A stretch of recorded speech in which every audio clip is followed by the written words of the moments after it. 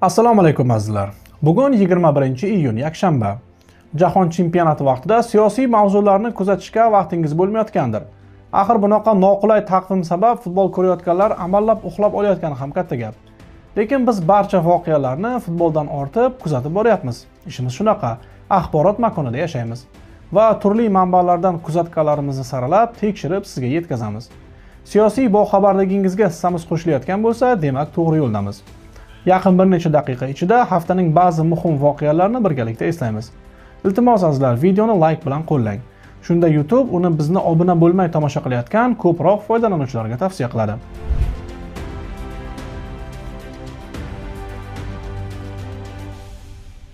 Haftaning eng muhim voqeasi Amerika va Eron o't ochishni to'xtatish bo'yicha kelishgani bo'ldi. Bu sulh yoki Eronning kapitulyatsiyasi haqida hujjat emas, shunchaki anglashuv memorandumi. Unga ko'ra endi tomonlar 60 kun davomida muzokara o'tkazadi. Tramp Eron yadro quroliga ega bo'lmaslikka rozi bo'ldi, boyitilgan uranni bizga beradi degandi. Ammo eronliklar 14 banddan iborat ekanini aytayotgan memorandumda yadroviy kelishuv haqida hech gap yo'q. Eron nashrlariga ko'ra Amerika Eronga 27 milliard muzlatilgan aktivlarni qaytaradi. Shuningdek, mamlakatni tiklash uchun yana pul beradi. Endilikda Eron Hormuz bo'g'ozidan o'tuvchi kemalar uchun to'lov joriy qilishi ham mumkin. Turli sektorlar, xususan energetika sohasiga umumiy hisobda 300 milliard dollar investitsiya kiritilishi ham mumkinligi aytilmoqda. Tramp saylovni yutganidan keyin soyada qolayotgan demokratlar bu kelishuvdan keyin respublikachini faol tanqid qilishmoqda. Eronda kelishuvni Amerika ustidan g'alaba deb talqin qilishmoqda. Chunki kelishuvda Eron yadro quroli g'oyasidan voz kechadi degan gap yo'q.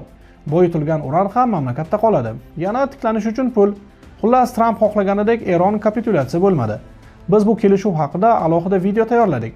Uni ko'rishingizni tavsiya qilaman.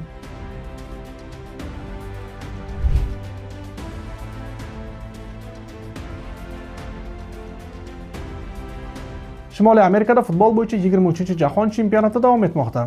Hozircha birinchi tur o'yinlari ortda qoldi. Ikkinchi turda ham ba'zi o'yinlar o'tdi. Allaqachon guruhdan chiqqan va play-offga chiqa olmaydigan jamoalar nomi aniq.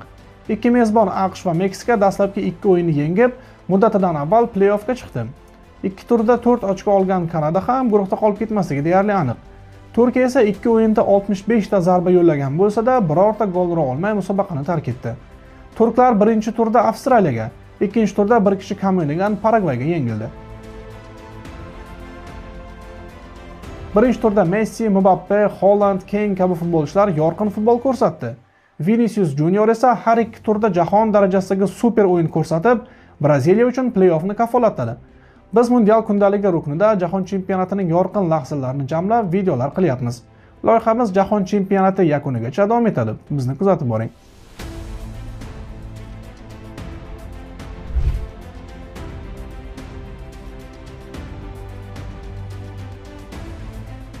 Ukraina Rossiya poytaxti Moskvani nishonga olishda davom etmoqda. Ukrainlar bu galgi hujum uchun 1000 ga yaqin dron ishlatgani aytilmoqda. Moskvadan e'lon qilinayotgan videolarni ko'rib, odamning ishongisi kelmaydi.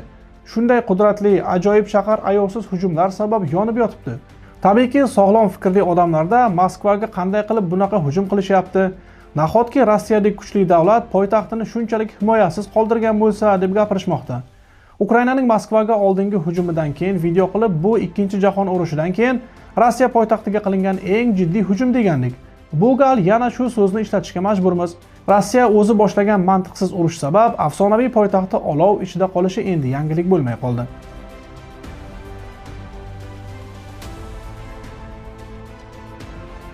Moskvadagi neftni qayta ishlovchi yirik zavodga zarbadan keyin osmonga ko'tarilgan temir qopqoq bu galgi hujumning ramziga aylandi.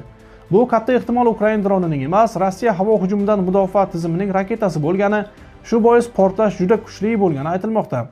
Nima bo'lganda ham Moskvadek tarixiy, o'z vaqtida tamaddun markazlaridan bo'lgan shahar bunday o't ichida qolayotganini ko'rish insonni xursand qilmaydi. Urush aslo boshlanmasligi, Moskva, Kiyev kabi ko'rkam shaharlar dushman qurolining nishoniga aylanmasligi kerak edi.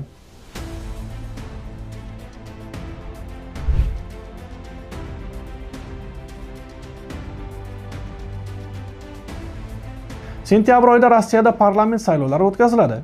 Ko'zingiz tushgan bo'lsa kerak, allaqachon boshlanib ketgan saylov targ'iboti ommaviy axborot vositalarida faol yoritilmoqda. Chunki bu hech qanday intriga bo'lmaydigan prezidentlik saylovlari emas. Parlament saylovlarini bekamu ko'z o'tkazish oson emas. Bu yerda har bir shahar, har bir uchastka uchun saylov o'tkaziladi. Urush sabab Rossiyada hukumatga norozilik kuchayganini saylov targ'ibotidan sezish mumkin.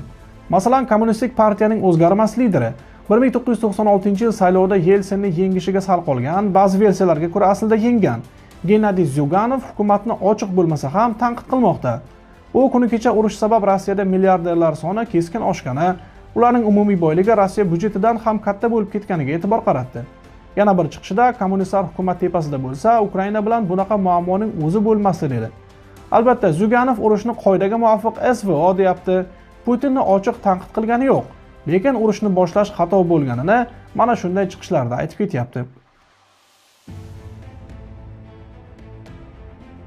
Ukraina prezidenti Zelenskiy o'z sahifasida Rossiyada o'tkazilgan oxirgi so'rovlar natijasi tasvirlangan qog'ozlar suratini e'lon qildi. Uning so'zlariga ko'ra, hukmron Yediniya Rossiya partiyasi reytingi aynan urush sabab tushib ketayotgani haqida so'z borgan o'sha hujjat Putinga olib kirilgan. Ukraina esa uni ittifoqchilari yordamida o'tkazilgan razvedka operatsiyasi natijasida qo'lga kiritgan.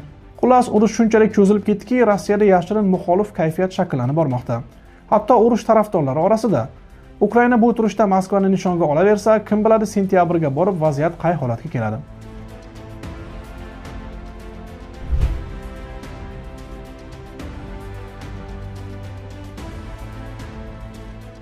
Amerika Eron bilan kelishishi ortidan Isroil bosh vaziri Benyamin Netanyahu istagan vaqtda urushni qaytalashi mumkinligiga ishora qiluvchi chiqishlarga zo'r berdi. U Amerikasiz yolg'iz urushishimiz mumkin, men bor ekanman, Eron yadro quroliga ega bo'lmaydi deb zada bilan gapira boshladi. Kelishuv imzolanishi oldidan Trump va Netanyahu telefonda qo'pollashib gaplashgani, Amerika prezidenti Isroil bosh vazirini bo'ralatib so'kkani ma'lum bo'lgandi. Shu uchun Trump kelishuvni Isroilga araz qilib imzolagan bo'lsa ham ajablanmang. Axir Trump mensiz Isroil bo'lmasdi deb bekorga aytgani yo'q. Ashaddiy Isroilparast J.D. Vance ham Isroilni qattiq qo'yib, Trump bu davlatning yagona ittifoqchisi ekanini eslatdi. Xullas, Eron urushdan juda mamnun kayfiyatda chiqmoqda. Kapitulyatsiya bo'lmadi, Amerika pullarni qaytaradi, bonusiga Isroil va AQSh kelishmay qoldi. Bu ketishda Eronda popkorn va mushak defitsiti yuzaga kelsa kerak.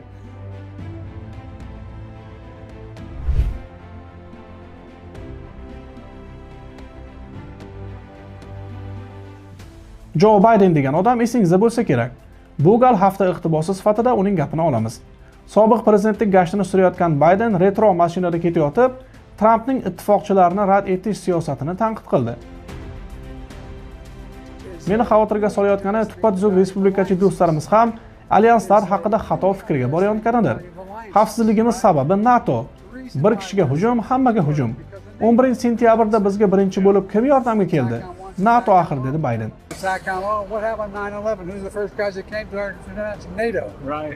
Videodagi yana bir jihatga e'tibor bering. Qariya Biden prezidentlik vaqtidagidan ancha bardam ko'rinishda retro mashinada ketmoqda. Orqasida esa AQSh maxsus xizmati qo'riqlamoqda. Bir so'z bilan aytganda, Biden sobiq prezidentlik gashtini surmoqda. Amerikada sobiq prezidentlarga izzat ko'rsatishni boplashadi. Ularni doim qo'riqlashadi, pensiya ham zo'r, xullas qora qozon qaynab turadi.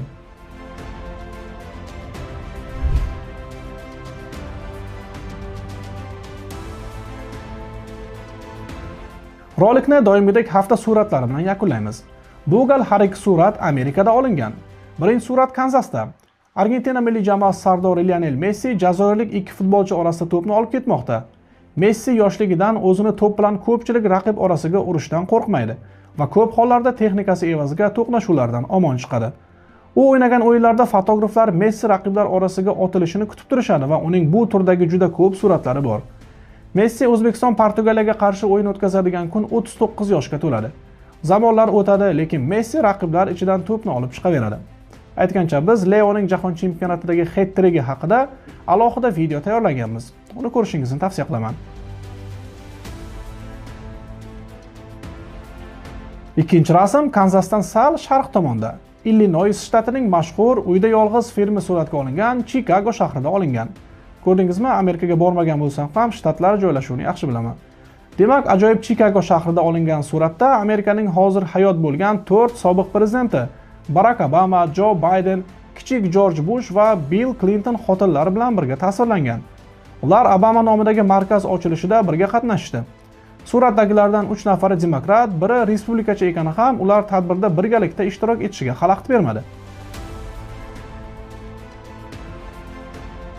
Amerikada shunaqa an'ana bor. Qaysidir prezident sharafiga tadbir o'tkazilsa, barcha tirik sobiqlar albatta borib qatnashadi.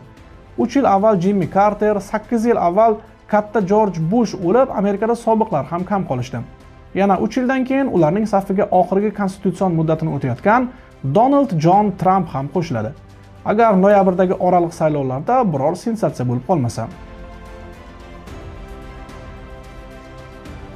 Ana shunaqa gaplar. Omon bo'ling.